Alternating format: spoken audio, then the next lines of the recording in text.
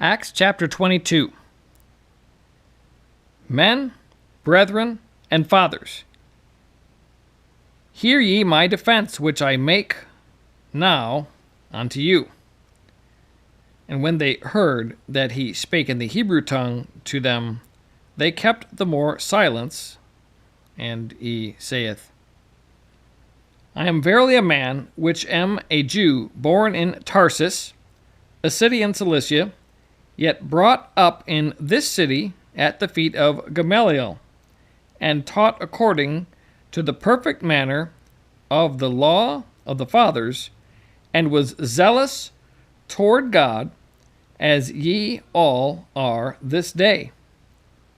And I persecuted this way unto the death, binding and delivering into prisons both men and women, as also the high priest doth bear me witness, and all the estate of the elders, from whom also I received letters unto the brethren, and went to Damascus to bring them which were there bound unto Jerusalem for to be punished. And it came to pass that as I made my journey, and was come nigh unto Damascus about noon, suddenly there shone from heaven a great light round about me. And I fell unto the ground, and heard a voice saying unto me, Saul, Saul, why persecutest thou me? And I answered, Who art thou, Lord? And he said unto me, I am Jesus of Nazareth, whom thou persecutest.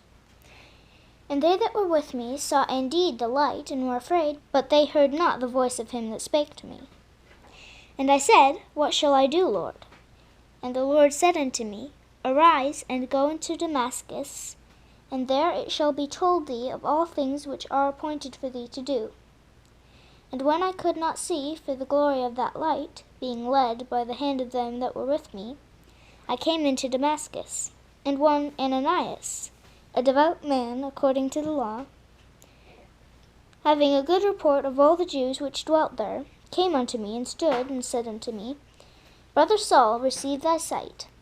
In the same hour I looked up upon him. And he said, The God of our fathers hath chosen thee, that thou shouldest know his will, and see that just one, and shouldest hear the voice of his mouth. For thou shalt be his witness unto all men of what thou hast seen and heard. And now why tarriest thou? And it came to pass that, when I was come again to Jerusalem, even while I prayed in the temple, I was in a trance, and saw him saying unto me, Make haste and get thee quickly out of Jerusalem, for they will not receive thy testimony concerning me. And I said, Lord, they know that I imprisoned and beat in every synagogue them that believed on thee. And when the blood of thy martyr Stephen was shed, I also was standing by, and consenting unto his death, and kept the raiment of them that slew him. And he said unto me, Depart, for I will send thee far hence unto the Gentiles.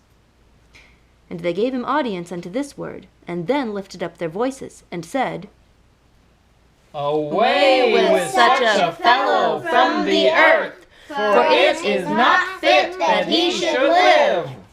And as they cried out, and cast off their clothes, and threw dust into the air, the chief captain commanded him to be brought into the castle, and bade that he should be examined by scourging, that he might know wherefore they cried so against him. And as they bound him with thongs, Paul said unto the centurion that stood by, Is it lawful for you to scourge a man that is a Roman and uncondemned? And when the centurion heard that, he went and told the chief captain, saying, Take heed what thou doest, for this man is a Roman. Then the chief captain came and said unto him, Tell me, art thou a Roman?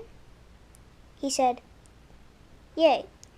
And the chief captain answered, With a great sum obtained I this freedom. And Paul said, But I was freeborn. Then straightway they departed from him, which should have examined him. And the chief captain also was afraid, after he knew that he was a Roman, and because he had bound him.